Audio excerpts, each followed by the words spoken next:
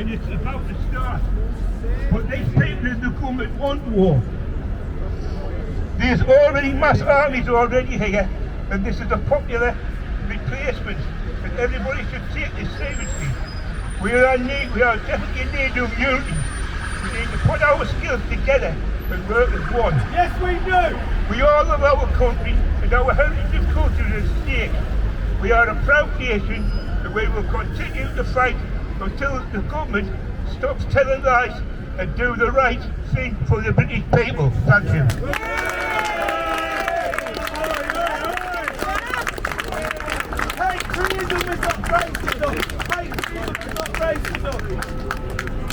Right, next man, come on stage, it's Mr. Alice Gilby. Thank you. We want our country back.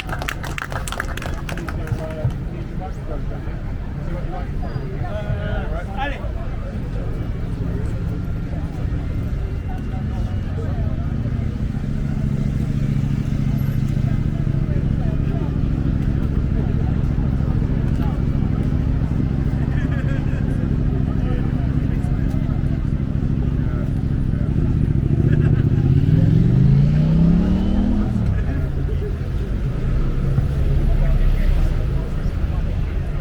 Most of the people here, at some point in the last 6 months, have been involved or at least seen what has been happening up and down the country with the hotels of asylum seekers, with the situation in the Channel, with the total inability of the British government to control its border.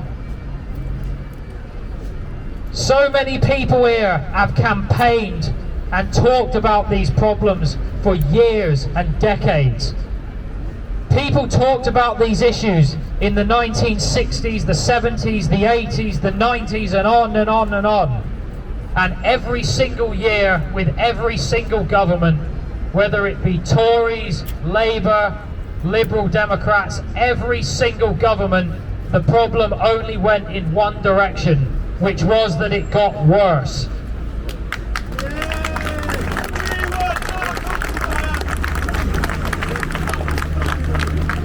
The great misconception that people can have is to believe that the situation with immigration and demographic change is a problem, whereas in reality it is a symptom of a problem. It is a symptom of a totally dysfunctional and inherently and pathologically treacherous government that does not even believe that it has a duty to care about its own people, that honestly and truly believes that its loyalties lie only in the international pocket of money. The symptom might be the unlimited and uncontrollable immigration, but the problem in this country is far worse, and it's there in that building across the street.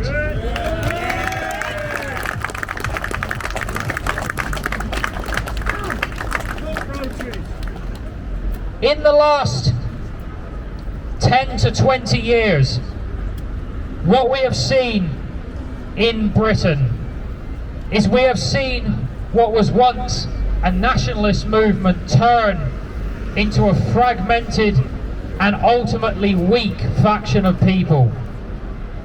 We have seen serious political campaigns turn into activism.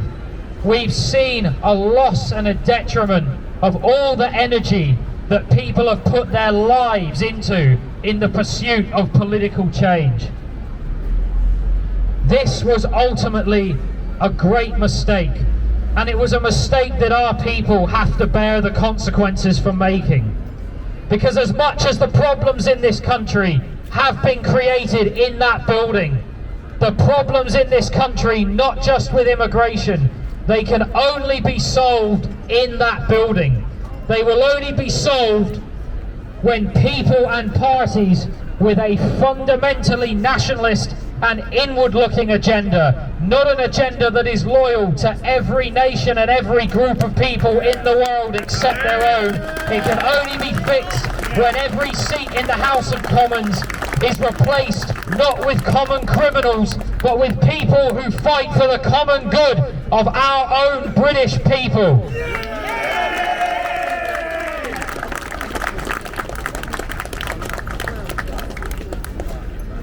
As much as our people have been beset by the enemies on the left, the communists, the Marxists, the liberals, who think only in terms of the individual and only in terms of their own personal good, we've always and also been beset by the international capitalists and the Tories on the right, two seemingly opposing factions, both working for the same end, which is to reduce our people to the status of serfs in a way that hasn't existed in this country for 700 or 800 years.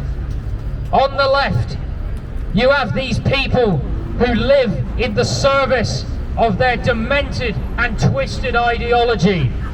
And then on the right, you have the likes of the Tories, who live only in the service of international finance, whose pockets are filled with coin, and whose loyalties only lie to whoever offers them the greatest sum of money.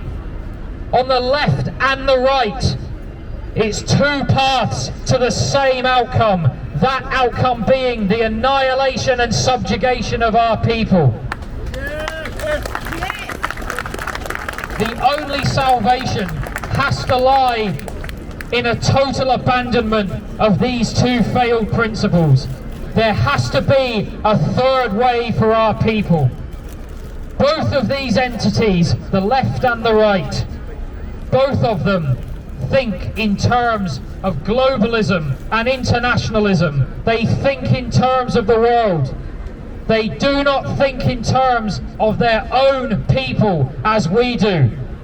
They do not think about what is in the best interest of their own citizens. No, they think what's in the interest of their own pockets and the citizens of whoever throws them the greatest sum of money. Our people fundamentally need a nationalist alternative. It is the only alternative that will be of any worth in the years to come. We already have the people that live by these principles, but they have suffered so greatly over the last 10 to 20 years from a total lack of leadership. On more than one occasion, I've spoken to councillors, I've spoken in the audience of MPs, people who, when I speak to them one-to-one, will articulate to me the same concerns that people like me or Steve Laws or David Smaller would stand up here and say. They say the same things when they think no one is listening, because they are cowards. They will not say what needs to be said, even though many of them do think it, because they are cowards. And even the nationalist movement in this country has suffered so terribly with cowardly, inward-looking, grifting and parasitic leaders for years. That is why, despite all the effort and all the energy, this movement has gone into a dead end.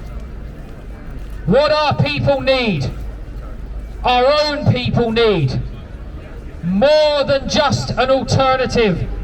Our people need leadership. We want our country back. There must be a better way, and there is a better way. If we think back to all the greatest things that have happened in our history, all the great men that have come and gone, the one thing that these people were not was cowards.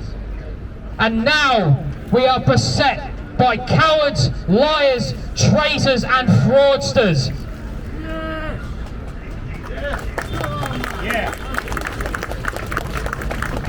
If I honestly believed that the situation was beyond salvation, then I wouldn't have come here today. If we honestly believed that there was no way back, our people would have given up long ago. But they haven't given up, because as much as people can say it's too far gone, there is no hope, they themselves must believe it, because if they didn't, they wouldn't be here. Our people can turn around the fate that has been planned for them by the enemies of this country, the enemies within and the enemies without. And all these people who have schemed for years in the House of Common Criminals and planned for the annihilation of our own people, these demons, when the shoe is on the other foot, we will succeed where they have failed. Because while they have failed to destroy our people, by the time the tables have turned and by the time justice is done and our nation is what it should be, there will be nothing, not even ashes left of the old order of today.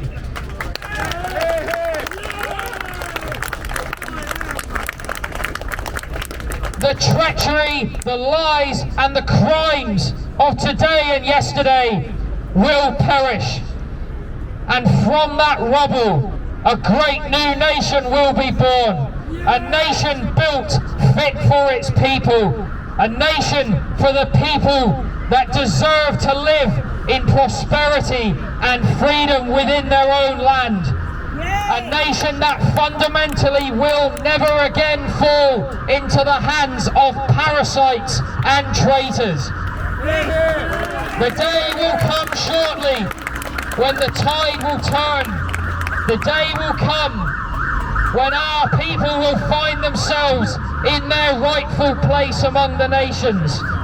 The day will come when the lies and the sins of the Father are gone. The day will come when salvation is here for our people. Our future will be here.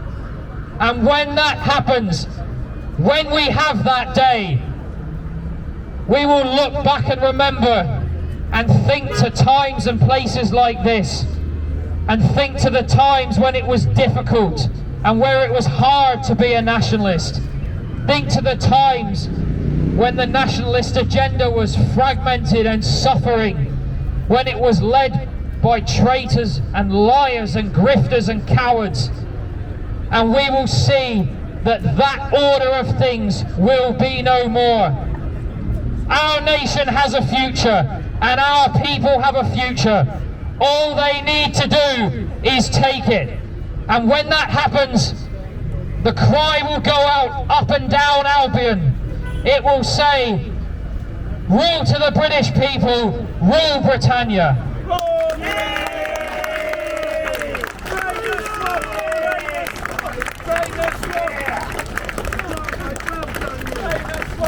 Bravest